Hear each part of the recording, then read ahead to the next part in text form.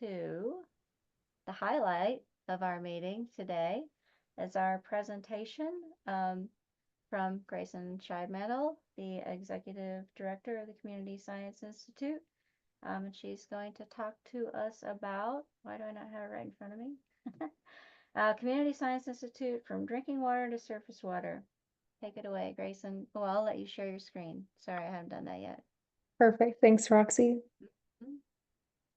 Okay, should be good. All right.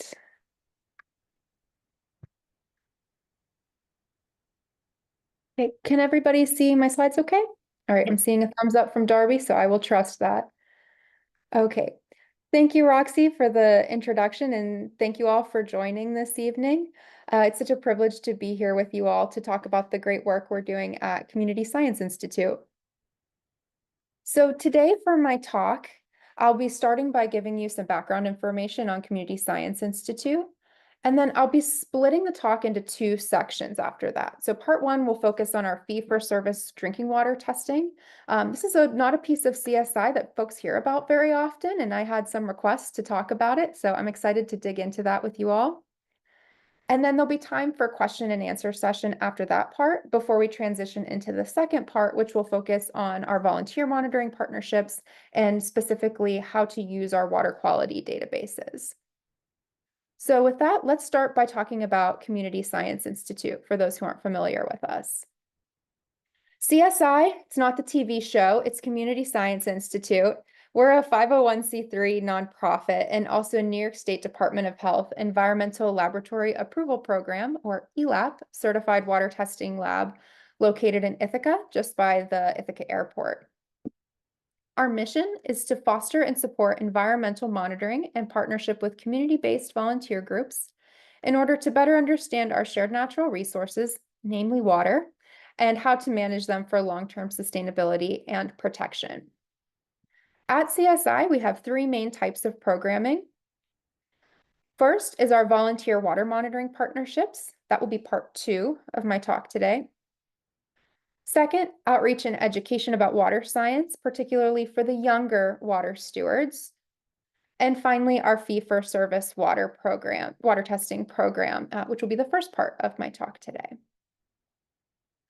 Today, you're just hearing from me. I'm the executive director, but there's a whole team of people who make this work possible. So I just wanted to take a moment to share their faces with you all so we can all acknowledge the hard work that they put into this as well. All right, so that's a little bit of background about Community Science Institute. Let's jump into talking about our fee-for-service water testing program.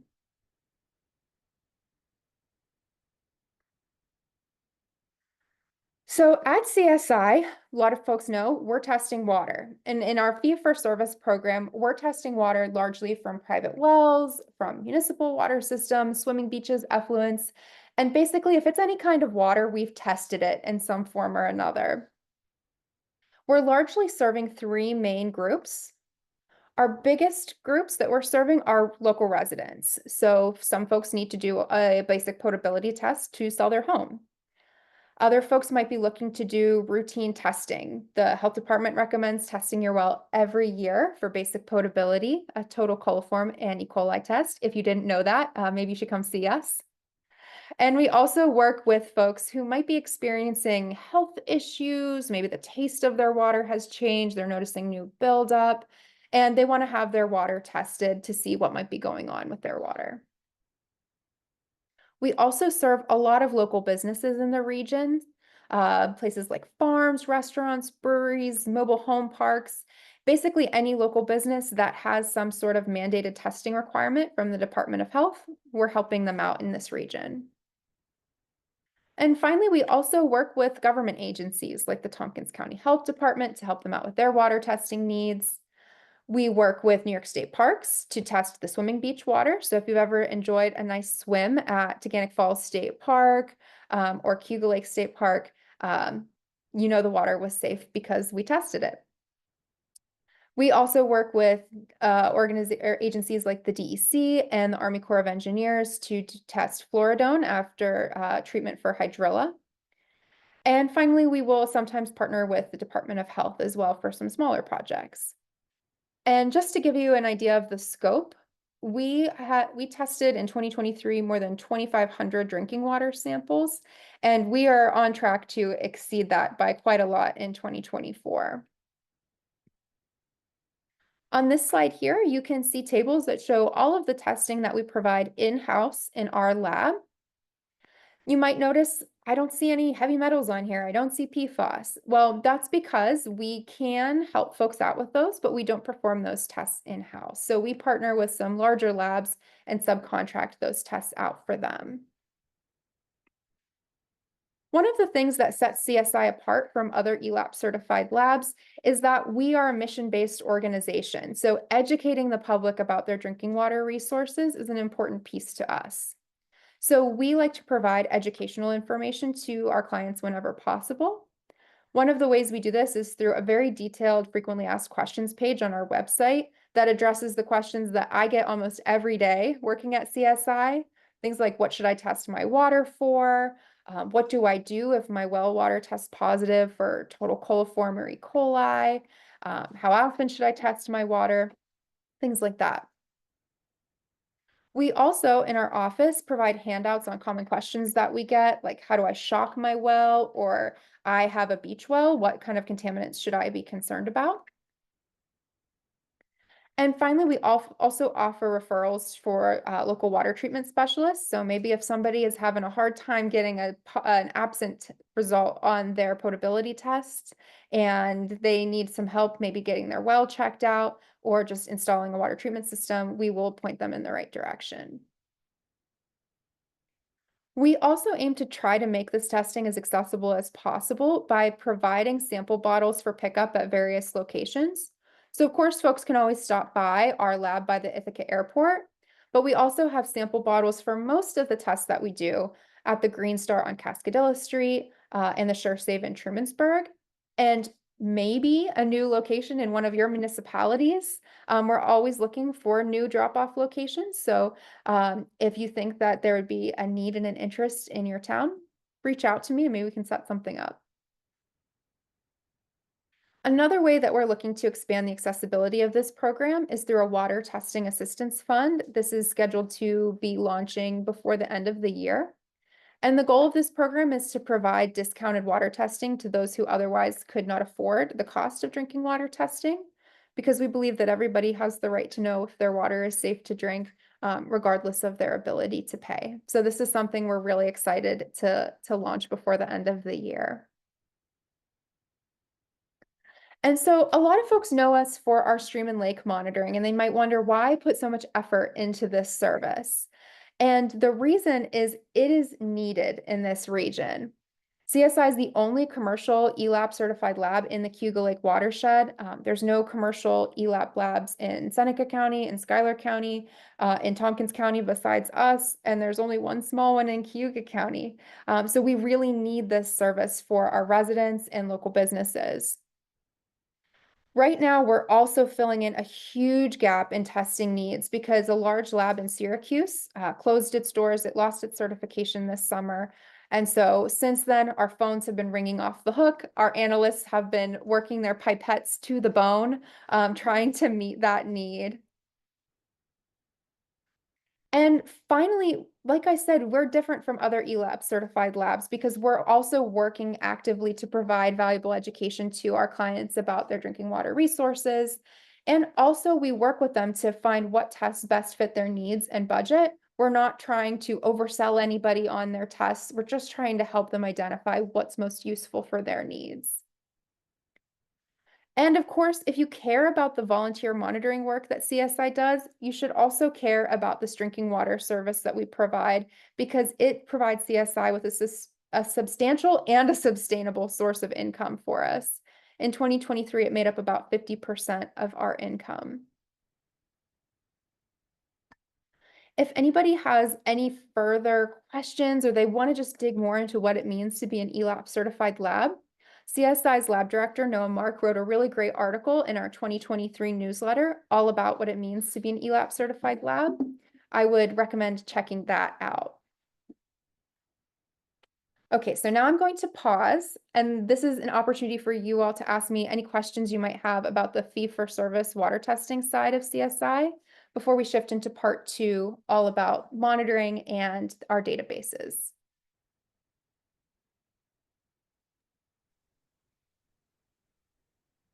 Is there a specific list of analytes that the health department suggests you have tested on your well on that annual basis? So this would probably be a better question for the health department, but the guidance Okay. that we give out to folks is that once a year for basic potability and every 3 to 5 years for nitrate and nitrite. So for basic potability, you just mean total coliforms and E. coli? That's it. Okay. Mhm.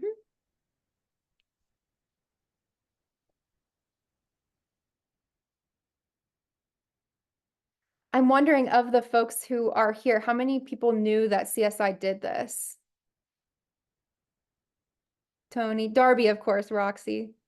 Nancy, I've used it. Oh, good. I'm glad to hear it. I found some people only know us for one part of what we do, and they don't always realize all the other things. Michelle knows, of course. She's visited us. I Great. used it once, I think for the organic farming and for taking things to farmers market, I had the well tested. Yeah. Yeah, we had our water tested, but we brought our sample to Agway in Ithaca, and I don't know who they send it to. Yeah, that testing is not certified testing. And so the value of doing a certified test is that there are regulations and guidelines that we have to follow as a certified lab. In fact, in about 3 weeks, we have our ELAP inspection, so they can make sure we're doing everything correctly. With any type of testing that you do outside of a certified lab, there's not necessarily any standardized quality assurance or quality control going into the process. That's a good point you bring up, Grayson. The reason that I, as the lab director at the City of Ithaca drinking water plant, took a sample to CSI is because even though we're certified, there's a whole nother set of things you have to do if you have customers, and we don't do that. So we can give you a report that's quality control check, but you can't use it for legal purposes. Mhm. Can you remind me what ELAP stands for? Environmental Laboratory Approval Program.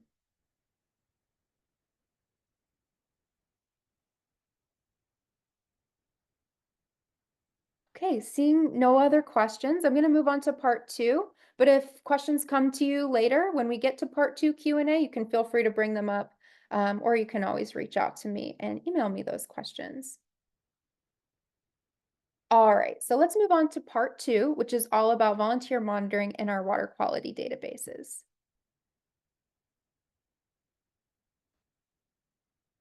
Okay, so at CSI, we have 3 relatively active volunteer monitoring programs here in the Cuba Lake watershed. Our longest running program is our Synoptic Stream and Lake Monitoring Program. It started back in 2002. And the way this program works is volunteers go out in groups to collect water samples from their designated stream or a group of streams. When they collect these samples, they're then brought back to CSI's lab to be tested for nutrients, E. coli, suspended solids, and the other water quality indicators that you see here. Because this program follows a quality assurance project plan and we are analyzing them in an ELAP certified lab, the data are considered regulatory quality. The next program that we have here at CSI is our biomonitoring or benthic macroinvertebrate monitoring program. In this program, volunteers go out to their local streams and collect samples of benthic macroinvertebrates or stream bugs to determine the ecological health of our streams. And then that happens in the summer. And then what's really exciting is volunteers continue to have an opportunity to be involved in the fall, winter, and early spring. And that's because they can come to our weekly open lab nights to sift through the samples, hone their benthic macroinvertebrate identification skills, and help us to calculate the metrics that I have listed here, all of which are used to determine whether a stream is non-impacted, slightly, moderately, or severely impacted when it comes to the ecological health of our streams. One of the strengths of collecting this type of data is that the chemistry data that we get from our synoptic program is only showing us one snapshot in time. Whereas because of the longer life cycles of these organisms, we can see the impacts of water quality over a longer span of time. And then finally, the program that has been on a lot of our minds lately is our Cayuga Lake Harmful Algal Bloom Monitoring Program. And this program started back in 2018, shortly after HABs started to pop up in greater numbers on Cayuga Lake. In this program, volunteers go out and they monitor their shoreline, their designated shoreline zone at least weekly. And if they see a harmful algal bloom, they submit a report to CSI and collect a sample. That HAB sample is then tested in our lab to determine what type of cyanobacteria are in the harmful algal bloom. We also measure chlorophyll A levels to get a sense of the density of the bloom. And then we measure cyanotoxins, namely microcystin, to determine how toxic the bloom is. This program is carried out in collaboration with the Cayuga Lake Watershed Network and Discover Cayuga Lake. So why do we put all of this effort into this monitoring? Well, there's a number of reasons why, but the biggest one is CSI's data makes a difference here locally. So I'll give you some examples. CSI's data was used to justify delisting the southern end of Cayuga Lake from the 303D list for pathogenic bacteria. It also was used to validate the Cayuga Lake Modeling Project's model of Fall Creek phosphorus loading, which was a key piece of the TMDL that we now have. CSI data was also used to justify upgrades to the Trumansburg wastewater treatment plant facility. Volunteers had noticed very high levels of E. coli coming out of the outfall of the plant. And after bringing that data to the attention of the village and also to the DEC, the plant was then upgraded. And I'm pleased to share that since then, the E. coli levels have been quite low, much lower than they were before. Although we're focused on the Cayuga Lake watershed today, CSI does partner with other lake associations like Seneca Lake Pure Waters Association and Cayuga Lake Association to help them out with their tributary testing. And so the data that was collected through that collaboration was critical to the development of the Seneca Cayuga 9-element plan. And finally, CSI's data has also been used in peer-reviewed research. Okay, so now is the fun part, the more interactive part, where I'm going to show off our water quality databases. So one of the pieces of CSI's mission is to make sure that the data that we're collecting through our volunteer programs makes its way to the public. It's accessible. Anybody can access it. There's no paywall like there is for a lot of academic research. This is data that our community collects and then our community has direct access to. On CSI's database, we have two main, I'm going to call them sides or portions. We have our stream and lake chemistry database, where you will see the results from our synoptic sampling program and a similar program that I didn't cover called the Red Flag program. And then we also have another side of our database, which is Cayuga Lake harmful algal blooms. With the remaining bit of my time, I'm actually going to walk you through the database directly so that you can get a sense of how you could use the database for your own needs. So to do so, I'm wondering if you are seeing my web browser or if you're still seeing a slide.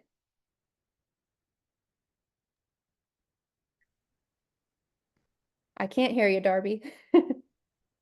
Browser. We're seeing the Oh. web browser. Yeah, browser. Sometimes these things are finicky when you switch from one to the other. Okay, perfect. So on our homepage of our database, it's database.communityscience.org. You can also get there from the main page of our website by going to CSI Water Quality Data and clicking on Database Home. It'll get you to the same place. So the first thing you'll notice is these two sides of the database that I mentioned earlier on the previous slide, our stream and lake monitoring and then HABs monitoring. This green box down here is for a private groundwater well baseline database. I'm not going to go over this now. This program was discontinued in 2014. If folks have questions about it, I'm happy to come back to it during the Q&A section. So let's start with the streams and lakes side of the database. So this is where you can find data from our synoptic stream monitoring program and our red flag program, which I'll describe in just a minute. When you go to the homepage of the Streams and Lakes Chemistry side of the database, you'll see a map with different pins. The colors of the pins reflect the different monitoring programs or type of sampling. So the blue pins here are from our synoptic sampling program. They're sampled regularly. The green pins are what we call investigative sites. So maybe they've only been sampled once or twice because of a concern that was brought to us by a member of the community or by a volunteer. These red pins belong to our red flag monitoring program. In that program, volunteers collect samples and perform analyses stream side instead of bringing them to our lab. Those data are not certified, but they do follow specific quality assurance protocols. I did not mention it in my presentation because this program is a lot less active than it used to be, because the inspiration of this program was creating a baseline data set for fracking. And since fracking has been banned, volunteer participation has dropped off, although there are still a few. And then finally, the yellow pins on the database represent the sites for our biomonitoring or benthic macroinvertebrate monitoring locations. Right now, there's no data on here. It just shows you where the sites are. So if you want to take a look at the chemistry data, you would scroll down and select the volunteer monitoring region. For us, that would be the Cayuga Lake watershed. When you click on that, it updates the map, so it's just showing you the pins in the Cayuga Lake watershed. If you scroll down, you'll be able to select a stream or a lake segment that you want to take a look at. So let's say we look at Fall Creek. Fall Creek is the stream that we've been monitoring the longest since 2002. The map will once again refresh itself and just show monitoring locations on Fall Creek. On the monitoring set page, that's what we call these for the individual streams, you'll be able to see a summary of water quality data across all the monitoring events that we've ever done. So you'll see on here, it says 2002 to 2024. The x-axis will show the monitoring locations from downstream to upstream. And then the y-axis will reflect any water quality indicator that you select from this drop-down menu. So we could select chloride, and the graph will refresh and show the chloride data. The blue dots represent base flow values, and the brown diamonds represent stormwater.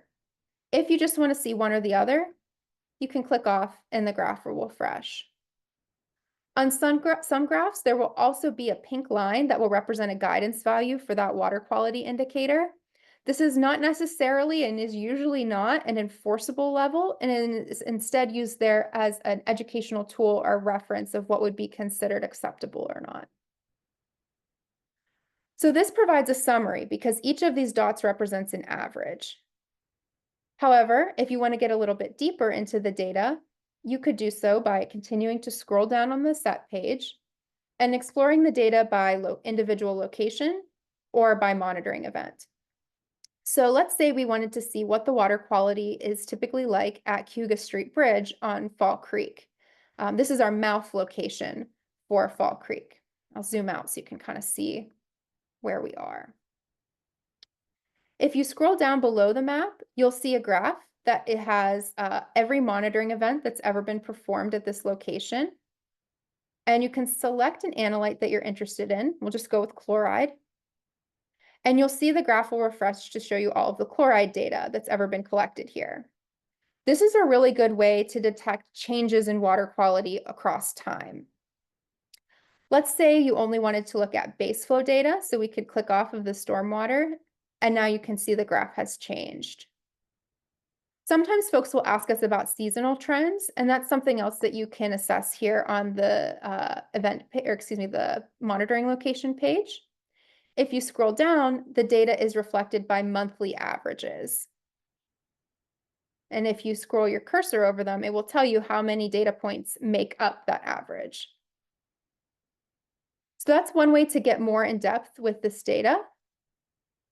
Another way, I've returned us back to the Fall Creek page, is to look at individual monitoring events. So the most recent event we have on the database right now is from March 10th, 2024. It was a stormwater event. Great job, Fall Creek volunteers, for making that happen. I think it was a Saturday too, so thank you all. When you go to a monitoring event page, you'll see a graph that has a lot of data on it. On the x-axis, you'll see the different monitoring locations. And in the legend, you'll note the different analytes that were monitored. To me, this isn't very helpful. If I want it to be helpful, I need to narrow down what I'm looking at. And so you can do that by clicking off the analytes that you might not be interested in, or you just want to narrow down your search. So I've now modified the graph so it's only showing me the E. coli data.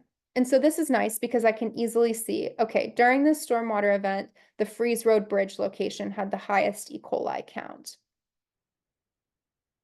If graphs aren't so much your thing, you can scroll down and also see the data in table format. So that's basically an overview of how to use the interactive portion of the database. If you are more of a table person, we do have a feature where you can download the data into an Excel file.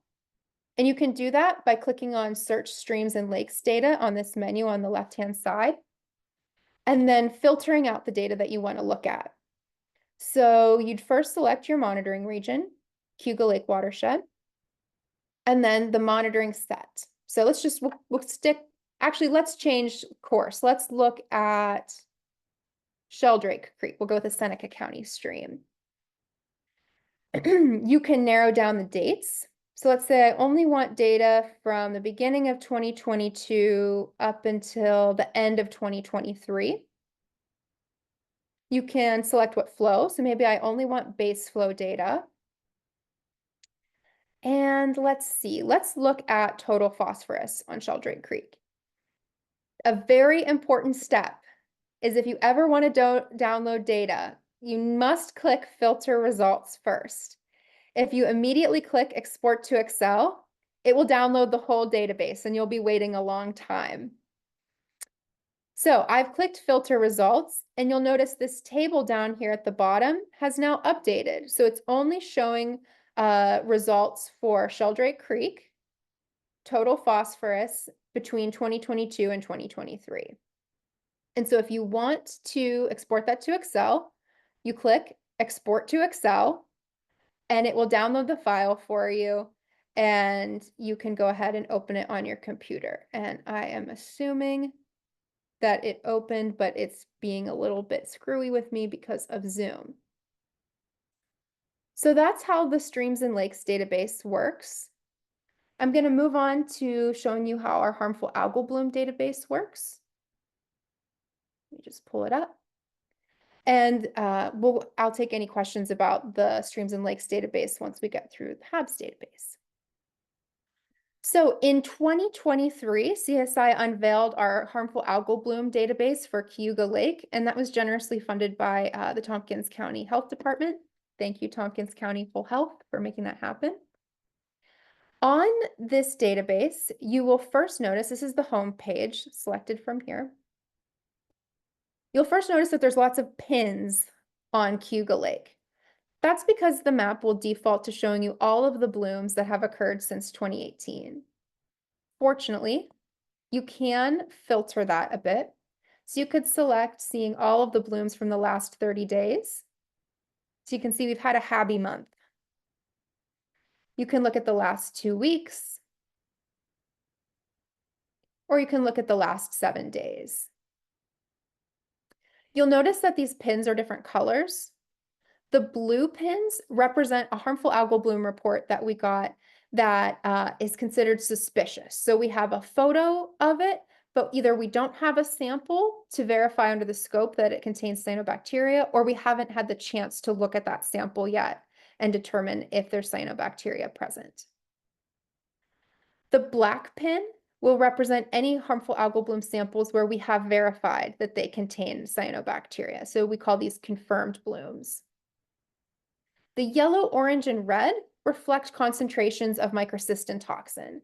So yellow pins represent blooms where the microcystin concentration is less than the drinking water limit of 0.3 micrograms per liter. Orange represents a bloom with a toxin concentration between the drinking water limit and the contact recreation limit of 4 micrograms per liter. And the red pins represent any blooms with a toxin concentration greater than the contact recreation limit. So this page here is a good summary for you, but there's, just like on the streams and lakes, there's ways to dig into the data more deeply. There's a little tongue twister for you. Okay, so one of the ways you can do this is by scrolling down and looking at the harmful algal bloom events. So this table lists all of the HABs that have been reported to us in chronological order. So this is the most recent bloom that was reported to us. And this is also an easy way to determine how many HABs have been reported in the year. If you scroll down the table, don't get dizzy. Look away if you get dizzy. You can find the first HAB from 2024, which was on June 3rd. And it's number 124 on this list. So there's been 124 harmful algal blooms on Cayuga Lake so far this year. If you want to learn more about any one particular harmful algal bloom event, you can do so by clicking on the bloom code, which is right here, or on the date. And when you go to that event page, in theory, a map will load here, but it's being a little bit finicky right now. Fortunately, there is a server update happening over the weekend, so that glitch should be fixed. On these pages, you can get more information about the HAB. So for example, you can see when the bloom was reported, when it was sampled, and when it was examined under the scope. And you can also see what type of cyanobacteria were present in the bloom. We then list the results for the bloom chemistry. So the chlorophyll A concentrations, quite high, and the microcystin concentration, also quite high in this harmful algal bloom, 972 micrograms per liter. You might remember the contact recreation limit was 4 micrograms per liter. We also have a section here where any observations that the volunteer makes can go. This is a very detailed volunteer, which I love to see, detailed field notes. And then another thing that's really nice about this is you can see the photos that the volunteers submitted of the harmful algal bloom. So that's how you get more data on individual blooms. But let's say you were interested in getting some information about individual sections of the lake based on geography. So let's see.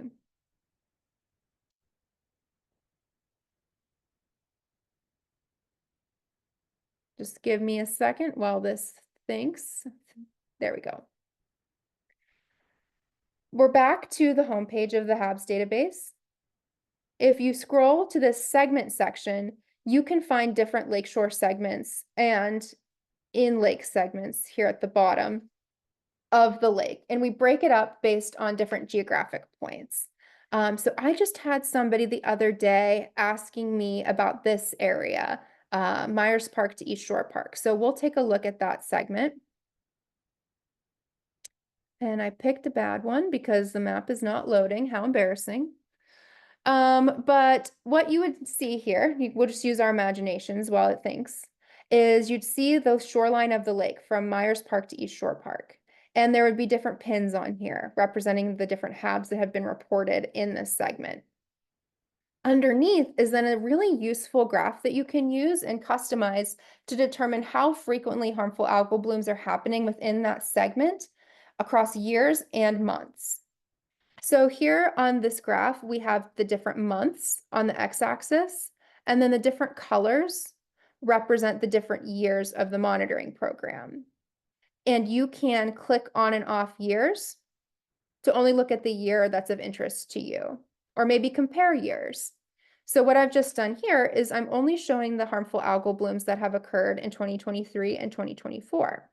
So you could use this to say, okay, in July, there were harmful algal blooms in this area. There were 2 of them. That's what that 2 next to July 7th means. But there were none in 2024 in this segment in July. But in August, we had one here, etc. You get the picture. This can be a really good tool to use to detect changes over time based on location as well. And also we have a table on these pages that will show some more of the microcystin results, the bloom genera, and also different descriptions of each of the blooms that were found here. So that's an overview of our harmful algal bloom database. I'm just going to try to click on a different segment, see if I can get the map to show up automatically. Sometimes it is a little finicky. As I said, server update over the weekend should solve those issues.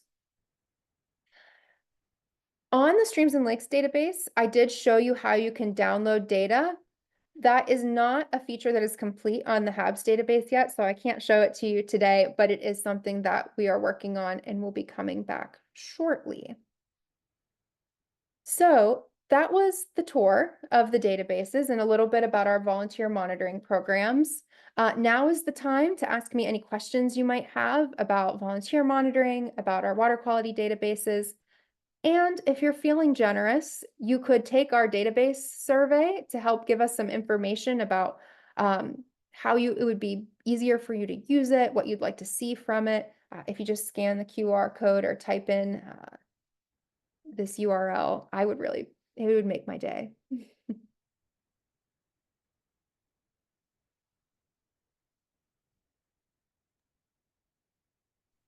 So I have a question about the sections. It looks like you have a lot of different sections. You may not have them broken down by municipality, but do you have enough that basically someone could look at a section and pretty much be looking at just their municipality's area of the lake to see what's going on there? Yeah, Perhaps? good question, Roxy. So the segments do not necessarily follow municipal lines. They go more based on geographic features that members of the public would be able to recognize. So that's why that one segment I gave you was Myers Point to East Shore Park, very recognizable locations. And that also helps too when you have folks coming from out of town, folks visiting the lake who might not even know what town they're in, but they know they're at Myers Park or Myers Point. That's true, yeah.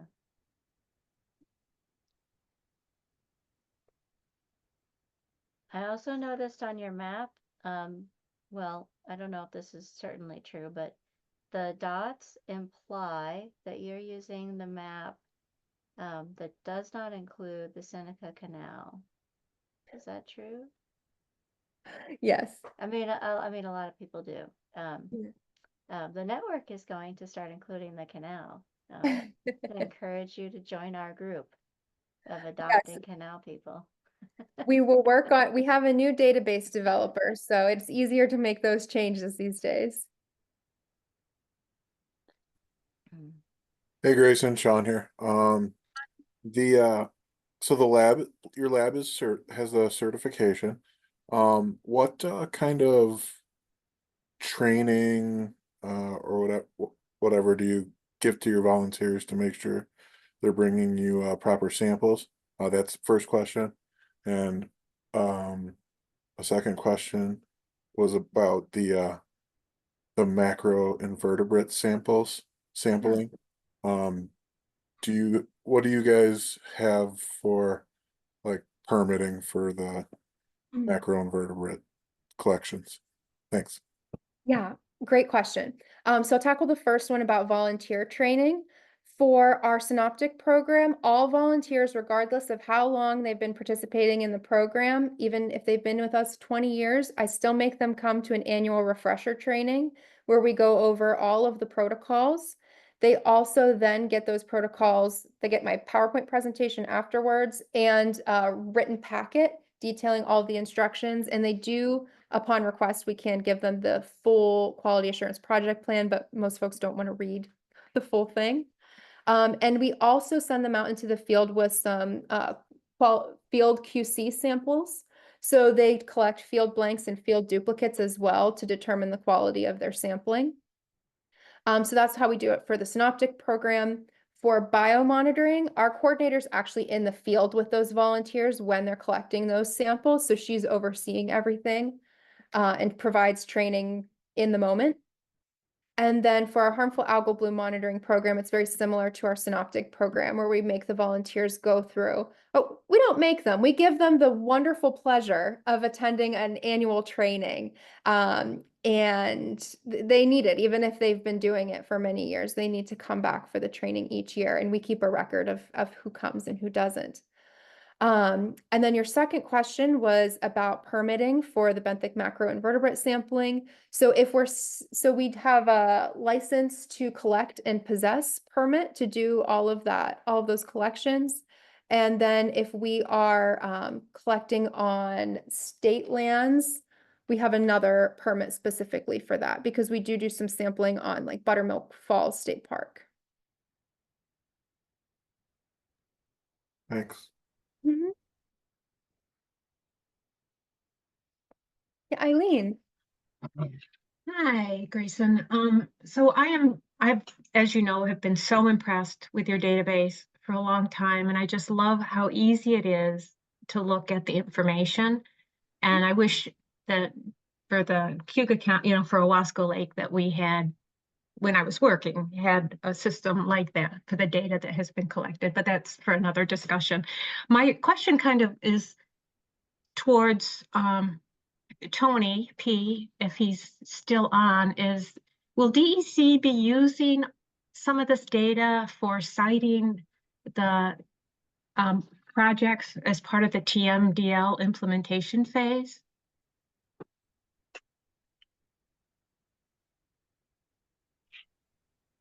I'm here. Can everyone hear me? Yes. Okay, great. So with regards to TMDL specifically, that I'd have to give some thought. But I do know that Grayson has worked with DEC in the past cycle to submit data from the lake and the streams for our use in assessing water bodies in the Cuba Lake watershed. Grayson can talk a bit more about that if she'd like. But good question, Eileen. I'll have to give that one thought on terms of implementing the TMDL. Yeah, as Tony hinted at, CSI is submitting data to the DEC's integrated report on water quality. They do that, they take data for that every 2 years. So last year we did that, and then in the coming year, we're gonna do that. And then 2 years from then, we're gonna do it again. So we're gonna keep submitting that data so that hopefully it can be put to whatever use the DEC sees fit.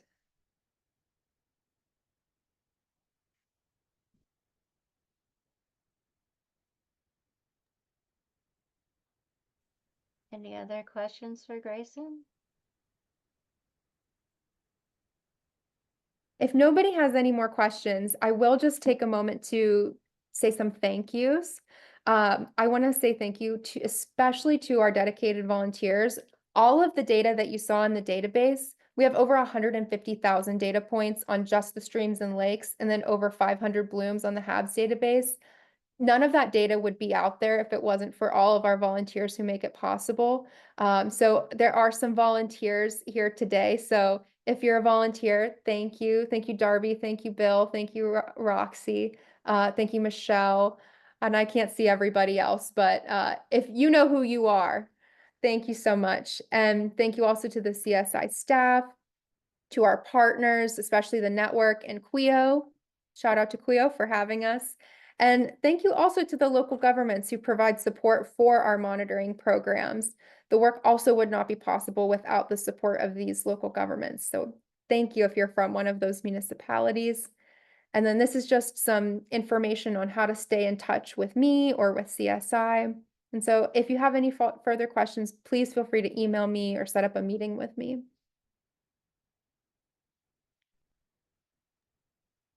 Thank you, Grayson. That was terrific. Thanks, Roxy. I really appreciate you adding on, especially that drinking water part that most people don't hear about in our watershed groups so often. And it's really helpful. Yeah, it's one of those things you don't realize that you need it until you do. And then you're like, where do I go for help? And so now you all know where to direct people in your municipality when they need help with their drinking water testing. It's all one water. Yep.